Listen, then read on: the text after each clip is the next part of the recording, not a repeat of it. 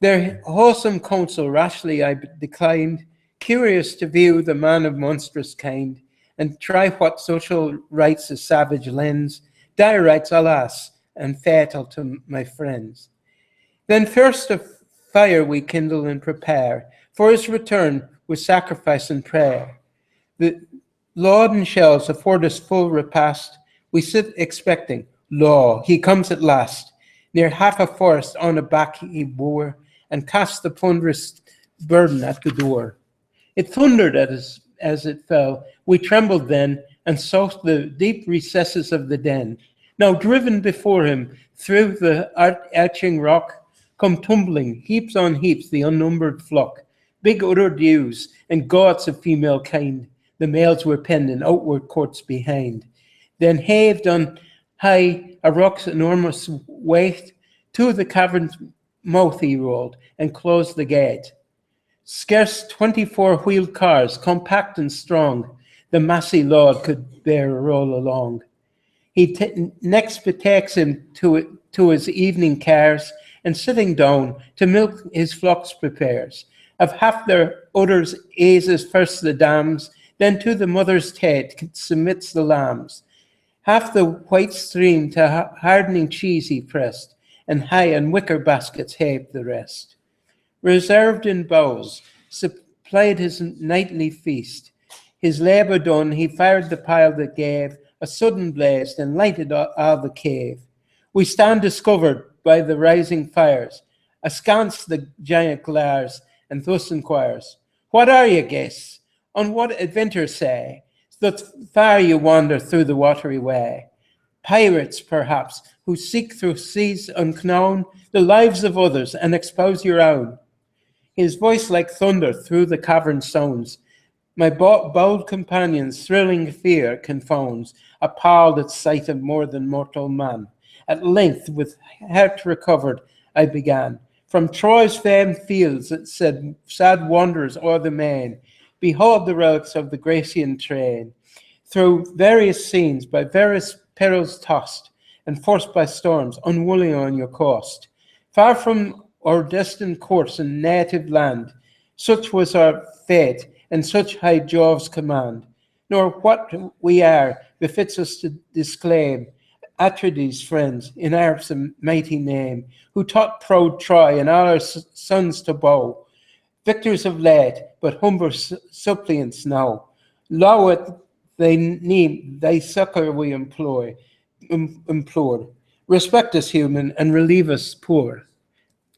At last some hospitable gift bestow. 'Tis what the happy to the unhappy owe. 'Tis what the gods require, those gods revere. The poor and stranger are their constant care. To Jove their cause, and their revenge belongs. He wanders with them, and he feels their wrongs. Fools that ye are, the savage thus replies, his inward fury blazing at his eyes. Or strangers, distant far from our abodes, to bid me reverence or regard the gods. Now then, we Cyclops are a race above those air-bred people and those God-nursed Jove, and learn our power proceeds with thee and thine, not as he wills, but as ourselves incline. But answer that the good ship that brought ye o'er, where lies she anchored, near off the shore? Thus he, his meditated fraud I find, versed in the thorns of various humankind, and cautious thus, against the dreadful rock, fast by your shore, the gallant vessel broke. Scarce with these few I escaped with all my train, whom angry Neptune whelmed beneath the main. The scattered wreck the winds blew back again.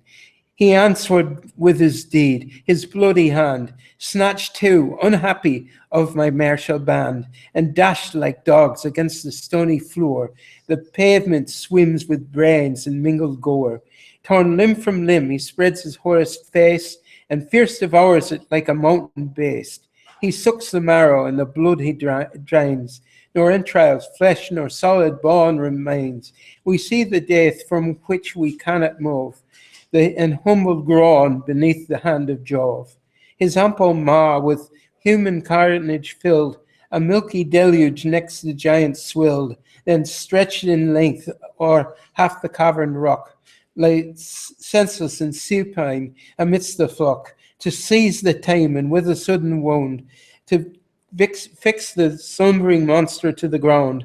My soul impels me, and in act I stand, to draw the sword, but wisdom held my hand.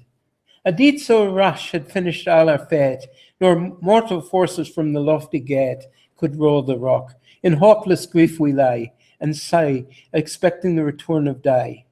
Now did the rosy fingered morn arise, and shed her sacred light among the skies. He wakes, he lights the fire, he milks the dams, and to the mother's tate submits the lambs. The task thus finished at his morning hours, two more he snatches, murders, and devours.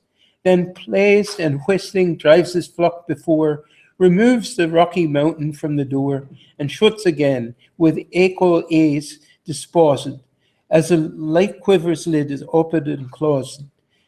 His giant voice the echoing region fills, his flock's obedience spread through all the hills. Thus left behind, even in the last despair, I thought, devised, and Pallas heard my prayer. Revenge and doubt and caution worked my breast, but this of many counsels seemed the best. The monster's club within the cave I spied, a tree of stateliest growth and yet undried, green from the wood, of height and bulk so vast, the largest ship might climb it for a mast. Thus shortened of its top, I gave my train a fathom's length to shape it into plane. The narrow end I sharpened to aspire, the narrow end I sharpened, whose point we hardened with the force of fire, and hid it in the dust that strewed the cave. Then to my few companions, bold and brave, proposed it, who first the venturous deed should try, in the broad orbit of his monstrous eye, to plunge the brand and twirl the pointed wood, when slumber next should tame the man of blood. Just as I wished, the lots were cast on four, myself the fifth. We stand and wait the hour. He comes with evening, all his fleecy flock, before him march and pour into the rock. Not on or male or female stayed behind, so fortune chance, or to some god designed. Then having high the stone's unwieldy weight, he rolled it on the cave and closed the gate. First stone he sits to milk the woolly dams, and then permits their udder to the lambs.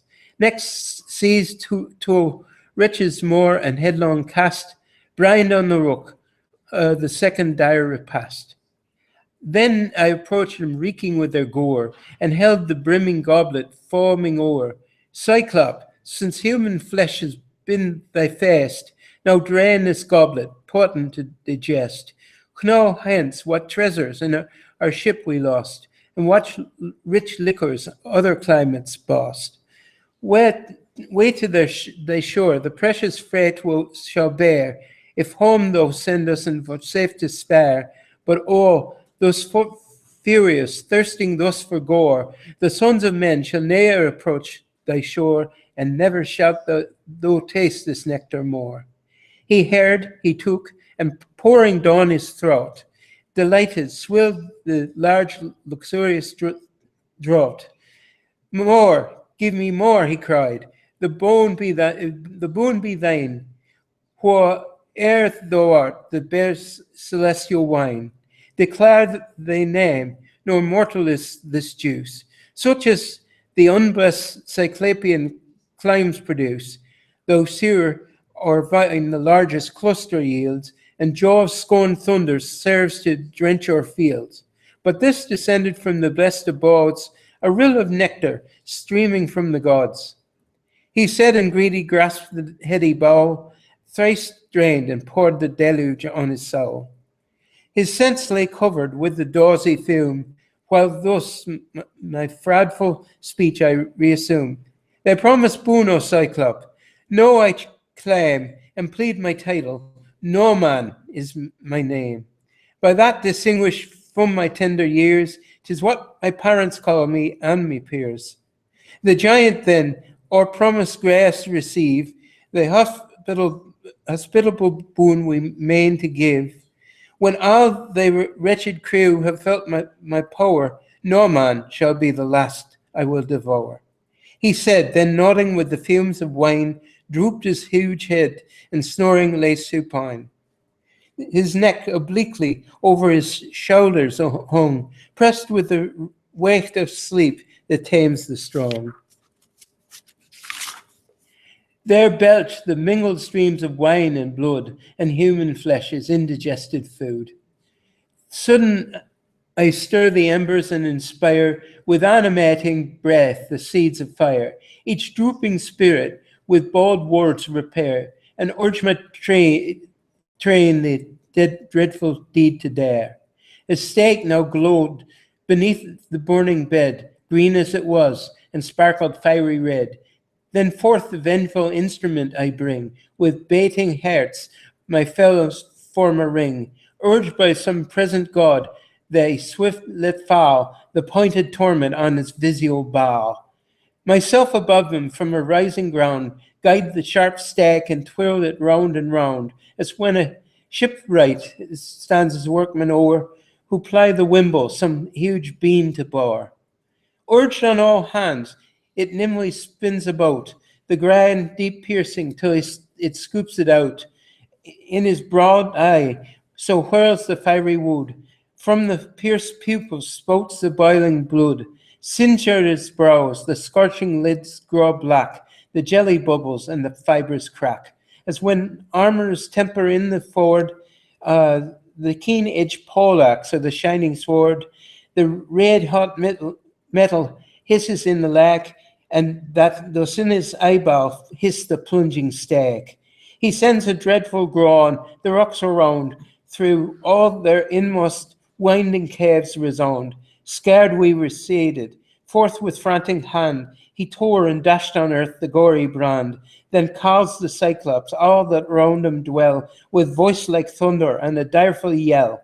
From all their dens the one-eyed race repair, from rifted rocks and mountains blake in air. All haste assembled at his well-known roar, inquire the cause, and crowd the cavern door. What hurts thee, Polypheme? What strange affright that breaks our slumbers and disturbs the night? Does any mortal in the unguarded hour of sleep oppress thee, or by fraud or power? Or thieves insidious they fair flock surprise? Thus they, the Cyclops from his den replies, friends, no man kills me, no man in the hour of sleep oppresses me with fraudful power. If no man hurt thee, then the hand divine inflict disease. It fits thee to resign, to Jove or to thy father Neptune pray. The brethren cried, instant strode away. Joy touched my sacred soul and conscious heart, pleased with the effective conduct of art. Meantime the Cyclops, raging with his wound, spreads his wide arms and searches round and round. At last the stone, removing from the gate, with hands extended in the midst he sat, and searched off each passing sheep, and felt it o'er, secure to seize us ere we reached the door. Such as his shallow wit he deemed was mine. But secret I resolved the deep design. 'Twas for our lives my labouring bosom wrought, and each scheme I turned and sharpened every thought. This way and that I cast to save my friends, to unresolved, my varying counsel ends. Strong were the rams, with native purple fair, well fed and largest of the fleecy care. These 3 and 3 with osier bands we tied, the twining bands the Cyclops' bed supplied. The midmost bore a man, the outward toe secured each side, so bound we all the crew. One ram remained, the leader of the flock, and in his deep fleece my grasping hands I lock, and fast beneath in woolly curls and wove, there cling implicit and confide in Jove. When rosy morning gliffered o'er the dales, he drove to pasture all the lusty miles. The ewes still folded with distended thighs, unmilked, lay bleating in distressful cries. But heedless of those cares, with anguish stung, he felt their fleeces as they passed along. fool that he was, and let them safely go, all unsuspecting of their fright below. The master ram at last approached the gate, charged with his wool and with Ulysses' fate. Him while he passed, the monster blind bespoke, "What makes my ram the lag of all the flock? First thou wert wont to crop the flowery maid, first to the field and river's banks to lade, and first with stately step at evening hour, thy fleecy fellows ushered to their bower. Now far the last, with pensive pace and slow, thou movest, as conscious of thy master's woe. Seest thou these lids that now unfold in vain, the deed of Noman and his wicked train? Oh, didst thou feel for thy affected lord, and would that fate the power of speech afford, soon mightst thou tell me, where in secret here the dastard looks, all trembling with his fear, swung round and dashed from rock to rock. His battered brains should on the pavement smoke. No case, no pleasure my dad heart receives, with such a monster as vile Noman lives. This giant spoke, and through the hollow rock dismissed the ram, the father of the flock. No sooner freed, and through the enclosure passed, first I released myself, my fellows last. Fat sheep and goats in throngs we drive before, and reach our vessel on the winding shore. With joy the sailors view their friends returned, and hail us living, whom as dead they mourned. Big tears of transport stand in every eye. I check their fondness and command to fly. Aboard in haste they heave the wealthy sheep, and snatch their oars, and rush into the deep.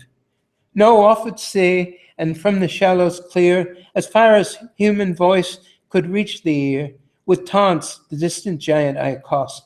Hear me, O Cyclop, hear, ungracious host. 'Twas on no coward, no ignoble slave, thou meditatest thy mail in yonder cave, but on the vengeance fated from above, doomed to inflict the instrument of Jove. Thy barbarous breach of hospitable bands, the god revenges by my hands. These words the Cyclops' burning rage provoke. From the tall hill he rends a pointed rock. High on o'er the billows flew the massy load, actually, and near the ship came thundering on the flood. It almost brushed the helm and fell before. The whole sea shook, and refluent bait the shore. The strong concussion on the heaving tide rowed back the vessel to the island's side. Again I shoved her off, or fate to fly. Each nerve we stretch and every oar we ply.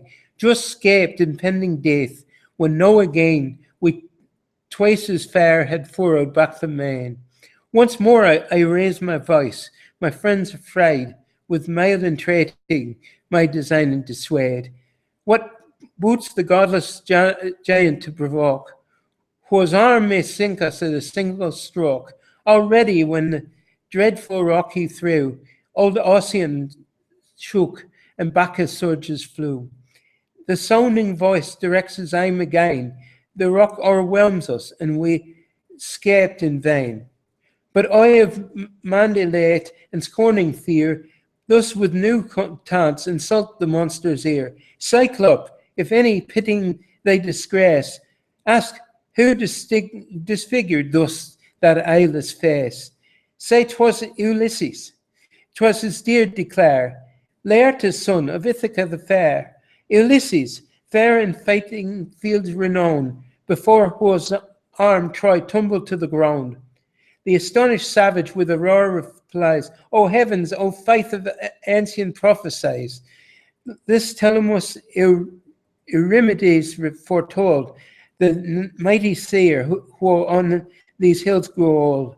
Skilled the dark fates of mortals to declare, and learned in all winged omens of the air.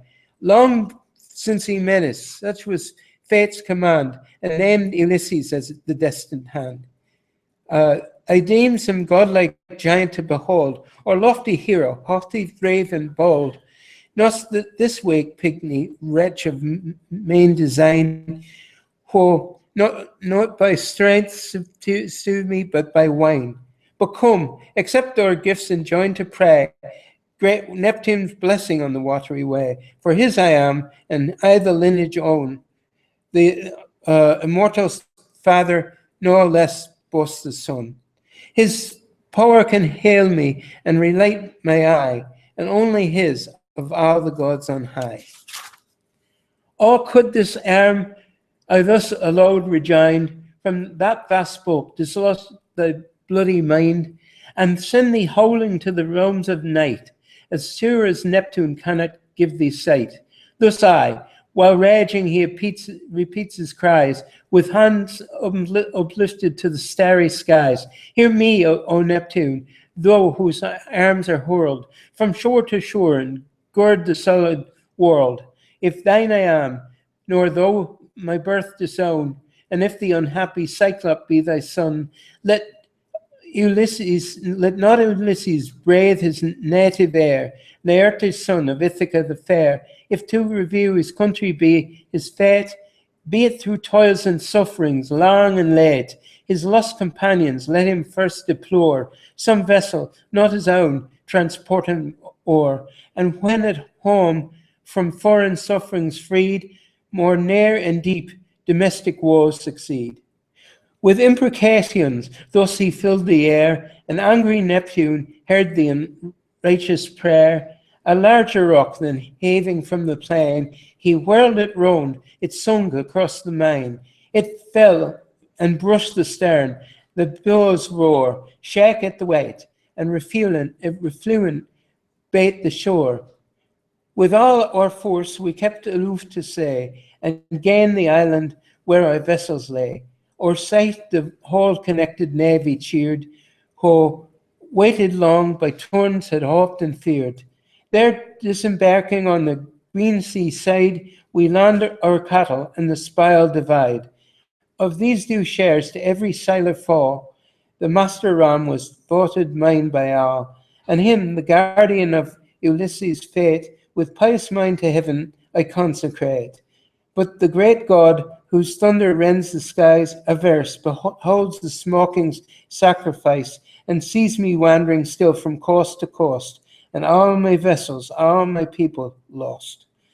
While thoughtless we indulge the genial rite, as plenteous cates and flowing bowls invite, till evening, Phoebus rolled away the light.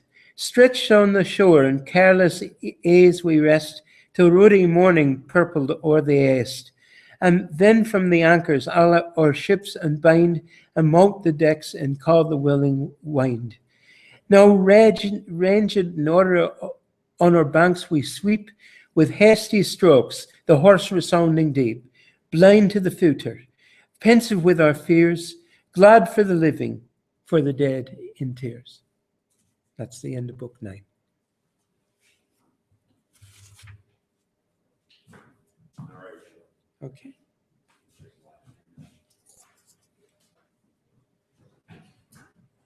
Thank you, Paul.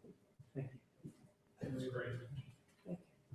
So should we announce we're going to be offline for about 5 minutes?